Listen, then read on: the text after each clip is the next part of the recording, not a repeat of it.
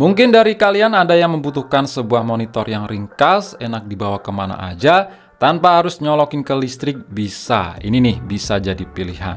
Oke, ini adalah monitor portable dari Gujodok. Saya lihat penjualannya di Shopee itu laris banget dan ratingnya juga bagus-bagus. Makanya saya penasaran untuk ngecobanya. Untuk harga saat saya beli itu sekitar 1,3 jutaan. Itu untuk varian ukuran layar 15,6 inch.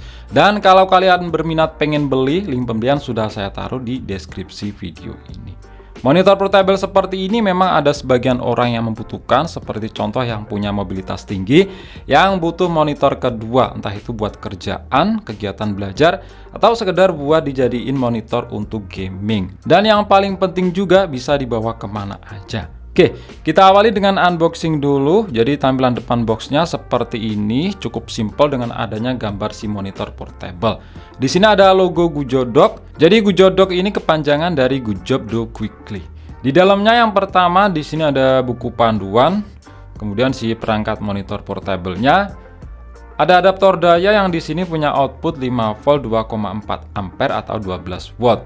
Terus ada kabel USB-C to C, kabel daya USB-C to USB-A, dan terakhir kabel mini HDMI to HDMI. Jadi fungsi kabel USB-C to C tadi hampir sama aja dengan kabel HDMI ini, bisa buat video dan audio, cuma dengan interface Type-C. Oke, sekarang kita lihat di monitornya. Jadi di sini udah dibawain case yang juga bisa difungsikan sebagai stand. Untuk bahan luarnya ini dari kulit sintetis, sedangkan di dalamnya saya kurang begitu tahu ya. Yang jelas dia itu kaku. Dan di sini sistemnya magnetik ya, nempel di bagian belakang monitornya. Nah, untuk desain monitor portable Gujodok ini sangat cakep ya. Gile, ini tuh slim banget. Ketebalan setengah ke atas itu cuma 0,5 cm aja. Sedangkan sisanya setengah ke bawah itu cuma 1 cm. Build quality juga sangat mantap, solid. Covernya ini berbahan dari full aluminium dengan finishing ngedoff. Kalau untuk frame yang mengelilingi layar di sini dari plastik. Untuk interface bagian belakang di sini ada 4 port screw untuk kita pasangin mounting atau bracket. Terus ada 2 grill speaker karena memang monitor ini punya dual speaker. Terus di sisi kanan ditempati port mini HDMI dan 2 port USB-C. Nah, selain bisa difungsikan sebagai input daya, kedua port USB ini bisa juga buat input video dan audio layaknya HDMI. Kemudian di samping kanan ada lubang jack audio 3,5 mm, terus roll key. Fungsinya selain diarahkan atas bawah, ini tuh juga bisa ditekan, terus LED indikator dan tombol power. Dan di bagian depan di bawah layar ada logo Gujodok. Untuk layarnya ini anti glare ya, jadi aman terhadap pantulan cahaya lampu. Dan kalau ditekan di sini keras karena LCD-nya berbahan dari kaca. Nah, ini kita lihat dulu ya menu-menu dan fungsi dari tombol-tombolnya. Kalau kita arahkan roll key-nya ke atas di sini untuk ngatur kecerahan, sedangkan kalau ke bawah untuk ngatur volume.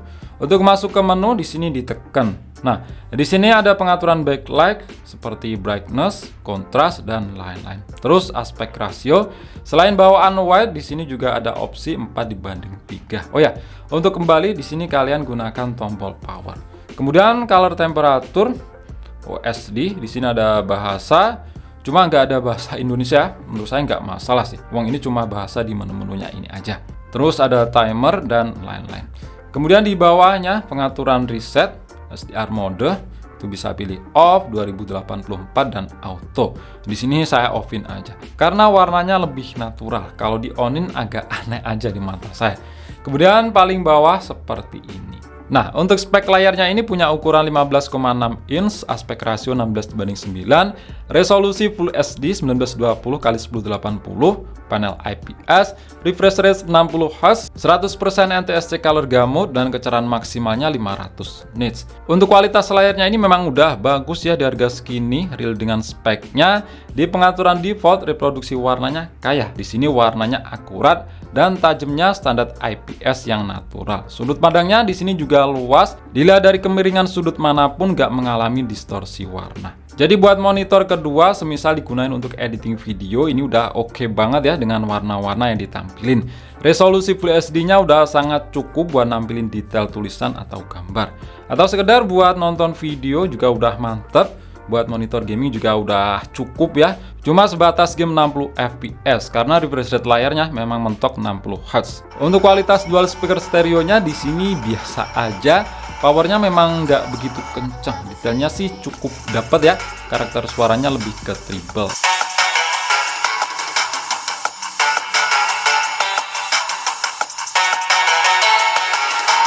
Monitor portable Gujodok ini compatible dengan banyak perangkat ya, selain PC dan laptop.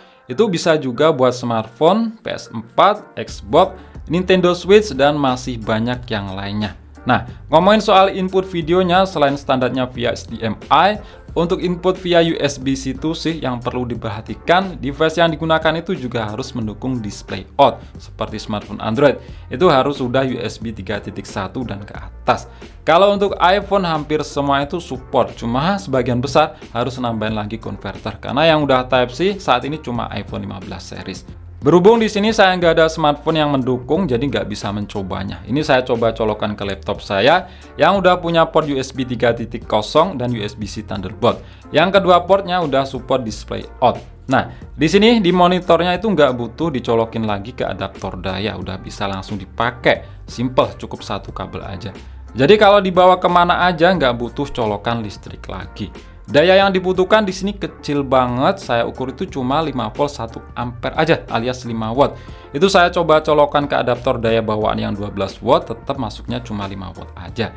Dan saya coba pakai power bank juga bisa. Dan di earpiece juga ini. Nah, untuk HP yang belum support display out tetap bisa ya dicolokin ke monitor ini dan tampil gambarnya. Cuma harus ngakalin dengan tambahan kabel converter lagi dan dicolok ke HDMI input. Dan harus juga pakai bantuan power input via USB-C. Monitor portable seperti ini memang hanya orang-orang tertentu ya yang membutuhkan, yang mencari kesimpelan, dan mudah dibawa kemana aja karena bentuknya yang ringkas, ringan, ditaruh di dalam tas itu nggak memakan banyak ruang. Dan satu lagi paling penting, tanpa colokan listrik pun bisa, cukup satu kabel dari sumber device yang digunakan.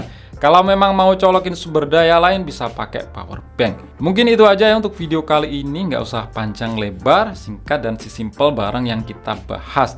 Kesimpulannya, monitor portable Gujodok ini dengan harga 1,3 jutaan worth it banget ya, karena memang punya kualitas yang bagus, entah dari kualitas layar ataupun build quality. Dan jika kalian berminat pengen beli, sekali lagi link pembelian sudah saya taruh di deskripsi video ini.